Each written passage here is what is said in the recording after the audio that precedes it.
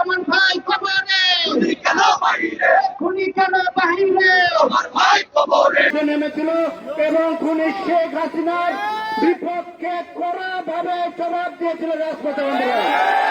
তাই আমি মনে করি ছাত্র দলের প্রতিটা নেতা কর্মীর বুকে এই জুলাই আগস্টের কোন অভ্যুত্থান লুকিয়ে রয়েছে বন্ধুরা।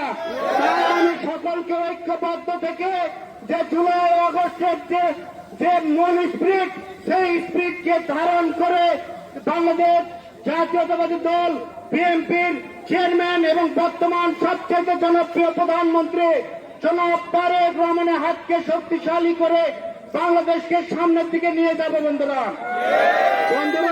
আমি ছাত্র দলের নেতা কর্মীকে আহ্বান করব, আমরা ছাত্র দলের নেতা কর্মী যেভাবে বাংলাদেশের সকল অন্যায় যখন হয়েছে তখনই আমরা বাংলাদেশ জাতীয়তাবাদী ছাত্র দল তার ভাঙা জবাব দিয়েছি বন্ধুরা।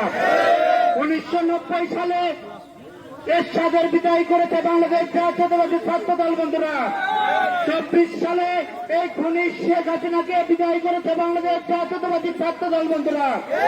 তাই আমি ছাত্র দলের নেতা কর্মীকে সামনের দিনে এই সুন্দর বাংলাদেশ বিনির্মাণ করার জন্য আহ্বান করে